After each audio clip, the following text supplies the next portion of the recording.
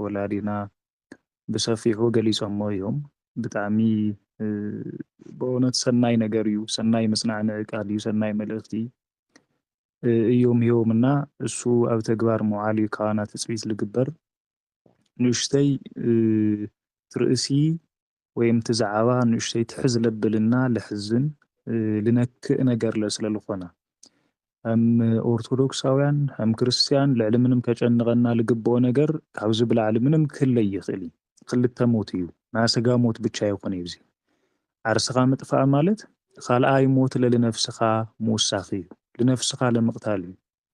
سو عرسو كتف كلو للرأيو لملكتو نجر تأيو سلتها جيزياو إيو لجيزيو عرفتها قنقية لجيزيو تيجنك مكراي كجلاجلو خيلية للحسابي بزح جزي الوسد جن الجرم لجيزيو لنبرو عن حيتلا لزل عالم للوس عن حيتلا لوسن للو نا جيزي قدينا بتزوارسي كنا عرف لبلنا عرفت لابلي ولو مكراي سقاينا نأكل لنا زي بتعم خبيد نجاري سلازا حتي حواتي ردأنا أيو هم تكور ولادنا لابولنا لنبرو نا مكرا جيزي أيو بزح تسفى لقروصو نجرات كلو خلو بزح نجرات كجنغنا خلو يوم كان العلمنم تسفى بلي قرص أو إجزيابير تسفى مقباري تمسير تاول بحال نجر ومن الوقت زوريانا قدل سألمات خويننا كوخان خيلي تاينا برو تلي فتر لمن تايو إجزيابير فتيرو نكنبل نخيلينا همز عينة سمعيت بانات أرحل تجمر يخوني وقناتي مصحف ቅዱስና ክልመከቶ ከለና እዛ ዓይነት ስምዒት ልተሰምዖም ሰባት እንየውዩ ሰው ኮይኑ ሲለማረረ ሰብ የለይ ሰው ኮይኑ ሞት ለይተመነየ ሰብ ምግናይ ብጣዕሚ ከቢድ እዩ ማለት ሓደ ግዜ ሞት ቃሕ ልብሎ ሞት ልምነዮስ ንሕና ጥራሕ ልመስለና ሰባት ብጣዕሚ ብዙሓት ኢና እዩ በስታዊስናዮ ተኮይና ኣብቲ መጽሐፍ ቅዱስ ካብ ልተናገሮም ነገራት ሓደ ታዩ ስለምንታይ ካብ ማህፀነ ውፃእኻኒ ዓይኒ ከይረአየንሲ ታይነበሮ ምሞትኩ ኢሉ ኢዮብ ሞት ክምነ ከሎ ንምልከቶ ኢና ምዕራፍ 10 ቁጽር 18 መጽሐፈ ኢዮብ ተተመልኪትናዮ ኤልያስ ኣብ ቀዳማይ ነገሥት ምዕራፍ 19 ቁጽር 4 ካብ ቦታተይ ኣይበልጽ እሞ ነፍሰይ ውሰዳ ኢሉ ነፍሱ እግዚአብሔር ልኮ ወስዳ ተመኒ ዮናስ ሕዚ ኢሉ ናጋ ይኾነ ሕዚ ካብ ህይወት ሞት ይበልጽ እሞ በይዛኻ ነፍሰይ ካባየ ውሰዳ ኢሉ ተመኒ እዩ መጽሐፍ ቅዱስ ዞም ታሪካት ዚኣቶም ነግንዮም ኢና ዮናስ ናጋ ድሕር ናጋ ይኾነ ኢሉ ኣብቲ ትንቢት ዮናስ ምዕራፍ 4 ቁጽር 3 ንመልከቶ ሕዚ ኢሉ ካብ ህይወት ሞት ይበልጽ እሞ በይዛኻ ነፍሰይ ካባየ ውሰዳ ኢሉ ማለት ሞት ለይተመነያ አካል ልምግናይስ ንሽተ ይኸብድ እዩ ግን ናቶም ቅዱሳን ሞት ምምናይ እግዚአብሔር ልክወስደሎም እምበይ ባዕሎም ዓርሶም ለዓርሶም ልከጥፉ በበደም ተአምረፍት ቅዱስ መጽሐፈ ይንመልከቱ እዚ በጣም ከቢድ ነገር እዩ ምክንያቱ ኣብ መጽሐፍ ቅዱስ እዚ ልምልከቱ ጉዳያት በሰፊሑ ተገሊጾም እዮም ሰብ ክጾሮ ካብ ለይኽእል ፈተናሲ ኣይበጽሐኩም ኢሉ ጳውሎስ አምላክ እሙን ይሞ እሙን ስለልኾነ አምላክ ሰብ ካብ ልወጽሖ ልኽእል ፈተና ክበጽሐኩም ይኻል ትልበጽሐ ፈተና ሰብ ልወጽሖ ፈተና እዚ همز ዓይነት መከራ ሞት ለምን ዓይነት መከራ ሲቶም ቅዱሳን በጽሕዎም እዩ ፍቲ ቀዳማይ ቆሮንቶስ ምዕራፍ 10 ተለይተጋገ ቁጽሪ ካብ 10 ከባቢ ክሳብ 15 ተመልከቱዎሞ ሰብ ክጾሮ ለይኽእል ፈተና ይበጽሐኩም አምላክ እሙን ስለልኾነ ስለዚህ ምስተፈተናኩም ምጽዋር ምእንታን ክትቆሉሲ እግዚአብሔር መዋጽእ ገይሩልኩም እዩ ካብ ዓቅምኩም ብላዕልስ ክፍትነኩም أي حاجة كومي فتنا كومي جبر كومي يلبد زير كعقمنا بالعلى يفتنا وجراتي إذا ما لا أي بتشايم بين خالي بس حوي لبر سبسل له الليو كابيو بالعلى أنا بس يحني كابيو ناس بالعلى أنا بس يحني كابي إلياس بالعلى أنا بس يحني لبر سبي يسعني جنك زير سب كابلو صحو بالعلى فتناسي بمنم تعمر يفتنا الناي لتفلينا جربانا يجبري لتفلينا جر لوانا يمسي ومنالبات نالبنا مسوار نحازنا تلقات رئيو شو جيزي دليو سيطان بلبنا آتيو موت عرسخا طفئك بلنا خيل هذي لمن تايهم زعينت حساهم زعينت ملقاقتا لابلبي مسيئي إلنا كين ربش أنتو كبرو ولادنا تايلا ولنا نيروم نا يهودا تاريك الإلو ملنا لببلو هم زعينت خفو حساب ليهودا لمسألو سيطانيو خالي إمو يقرأ سيطان لإግዚአብሔር لوعلوسي نا እግዚአብሔር ودتو خوين خاسي استعارسخا كابزو بوتازي لابزي تحت زبزللو سفرا وربر يلو كل من كلو تملكيتنا يبينا ጎይታ ለመለሰሉ መልስ ነይሩ አታ ሰይጣን ካባየር ሐቅ ና ይሁዳ ችግሩ ዚአያ አታ ሰይጣን ካባየር ሐቅ ሊሟሉ همز ለብሉ ፈተናታት همዝ ለብሉ መከራታት ላዋና ከመጹ ከለው አታ ሰይጣን ካባየር ሐቅ ስለዚህ ሐፍትን አለ ተመሳሳለ ዝልመጽ አሐትን አለ ሁላትና ክንውሎ ልግበእና ነገር ዝልመስል ፈተና ተመጽዩ አታ ሰይጣን ካባየር ሐቅ ኢልኻ ምግስታጽዩ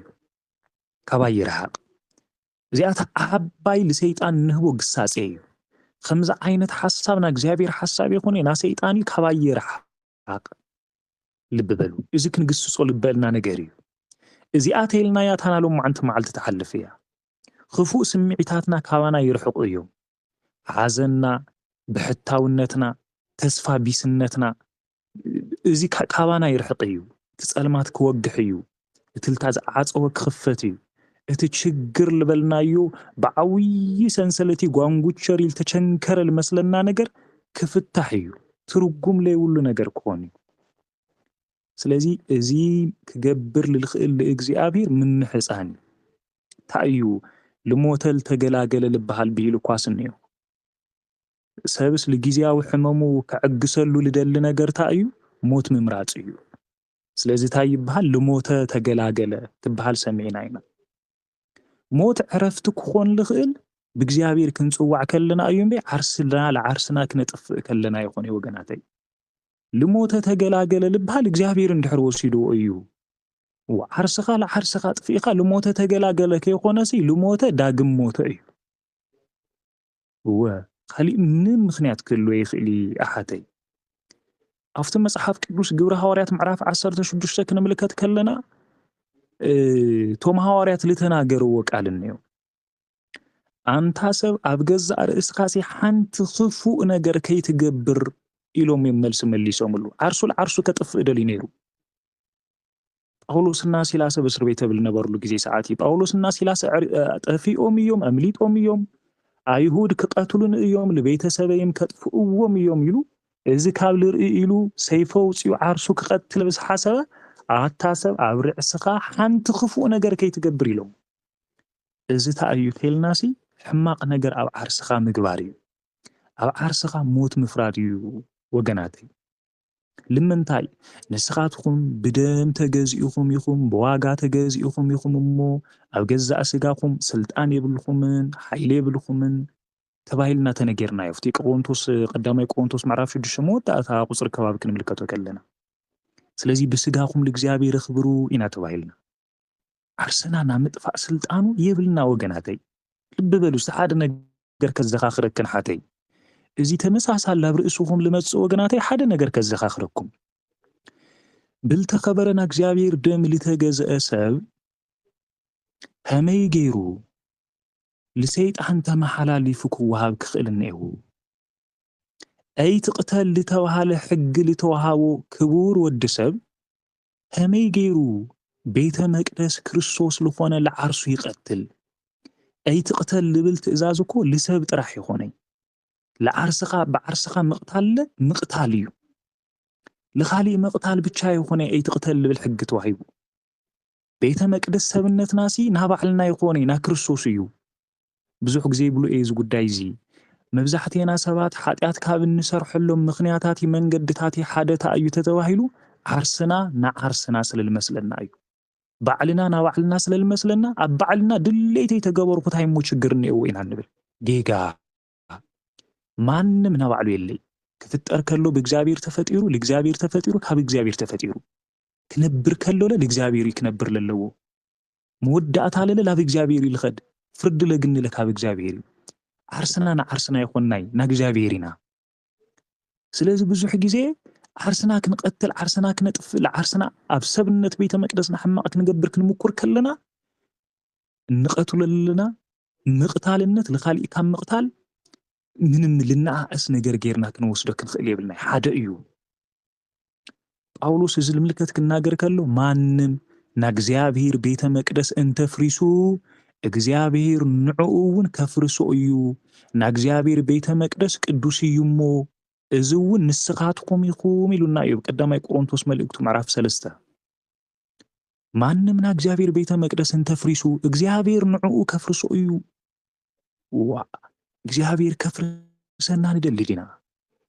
እግዚአብሔር ኻሊእ ፍርዲ እግዚአብሔር ኻሊእ ሞት ክንሞት እሱ ክወሃበና እንደሊ ናእግዚአብሔር ቤተ መቅደስ ቅዱስ እዩ እሞ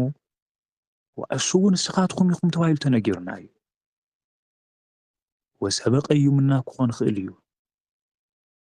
ልትሰብ እሱ ክንጎድእ እስቲ ዓርሰይ ምሰጥፋእኹ ዓርሰይ ዝምስ ገበርኹ ወይም ሰባት ክርድኡኒ ይኽኣሉ ቤተሰበይ ክርድኡኒ ይኽኣሉ ቤተሰበይ ክበፅሕ ይኽኣልኹ ቤተሰበይ ክኾን ይኽኣልኹ የሊ ባዕለይ ጠቒመ የሊ ሰብ ጠቒመ እንብል ሰባት ብጣዕሚ ብዙሓት ኢና ሰብ ልከይደልየልና ክእል እዩ እግዚአብሔር ግን ልዕሊ ሰብ ደልየና እዩ ባዕልና ልባዕልና ልከይንደልዩ ንኽእል ኢና እግዚአብሔር ግን ልባዕልና ካብ እንደልዮ ብላዕሊ ለኣና ይደልየና እዩ ወገናት እዚ ኩሉ ግዜ ክንሓስቦ ልግበአና ነገር እዩ እስቲ ሓደ ታሪክ ኣስታውሱ ተን ክልተ ኣንስትሲ ናየ ወዲ እዩ ናየ ወዲ እዩ ኢለንሲ ኣብ ቅድሚ ጠቢብ ሰሎሞን መፍቀሪ ጠቢብ ሰሎሞን ሕቶ ቅሪበን መፍቀሪ ጠቢብ ሰሎሞን ለቀረቦ ነገር ታ እዩ ሰይፍ ኣምፂኡ ነቲ ሓደ ነቲ ቁልዓ ቁርፅዎ ኣብ ክልተ ክፈልዎ ሓርቲ ሓደ ለቲ ሓንቲ ሓደ ለለቲ ሓደ ኣካፍልዎ ኢልዎ ምስ ሞተ እኮ ተኻፊለን ለሓቕፎ እኮ ሬሳን ቤተሰብ ይኾነይ ሓንቲ እሺ ንካፈል ኢላ ተሓቀኛኖ ግን ወደይቶም ካብ ዝመውት ሲ ንኡ ይኹን ትውሰዶ ኢላ ኣዶ ምዃና በዚ ተፈሊጣ ይብል መጽሓፍ ቅዱስ ልብ በሉ ዓለም ናባዕላ ጌራትና ክንኾን ንኽእል ኢና ኣብ ውሽጢ ሱስ ተዘፊቕና ክንኾን ንኽእል ኢና ከም ሶምሶን ኣብ ሕቕፎ ደሊላ ተገኒና ክንኾን ንኽእል ኢና ከም ዴማስ ብናት ተሰሎንጬ ውበት ወይ ፍቕሪ ወይ ሰናይነት ተማሪኽና ክንኾን ንኽእል ኢና እግዚአብሔር ግን ኣቦና እዩ እሞ ሞትና ኣይደሊ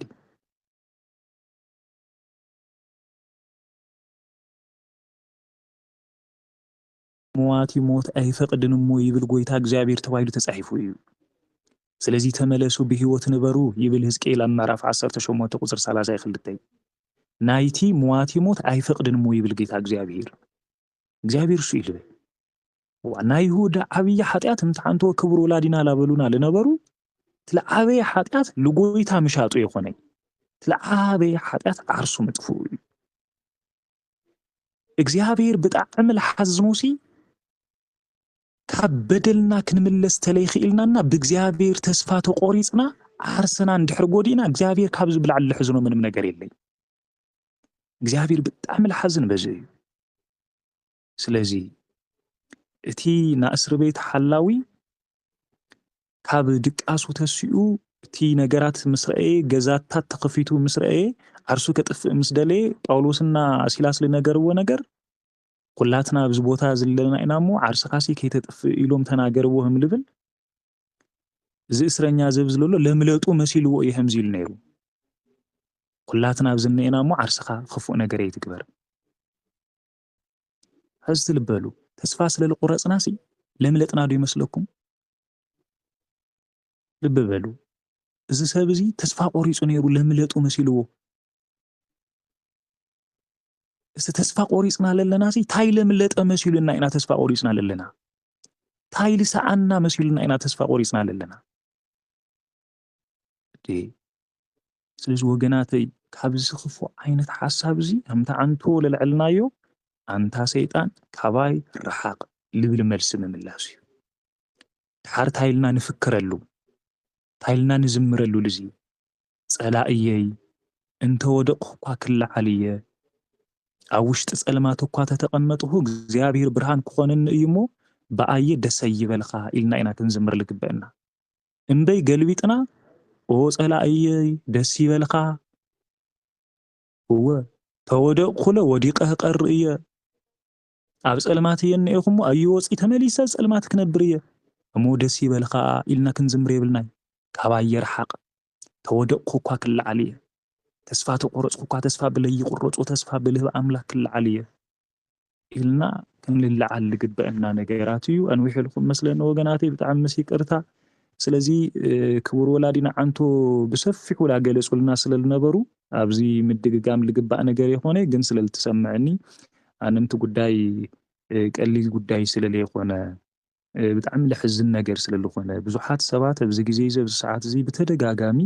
ከምዚ ዓይነት ተስፋና ምቑራጽ መግለጽታት ተስፋና ምቑራጽ ነገራት ስለንምልከት ለለና ስለንርኢ ለለና እዩሞ ቤዛኻትኩም ኣሕዋተይ ወገናተይ ኣሓተይ ለለኽን ተስፋ ልቁርጽ ነገር የለይ ናጋ ክወግሕ እዩ ናጋ ብርሃን እዩ ግዲ የብልኽኒ ስለዚ ለምዚ ዓይነት ክፉእ ነገር ለምጽእ ሰይጣን ኣታ ሰይጣን ካባየ ርሓቕ ንበሉ ካባየ ዘወር በል ንበሉ ይኽብረለይ ክብረት ያበለይ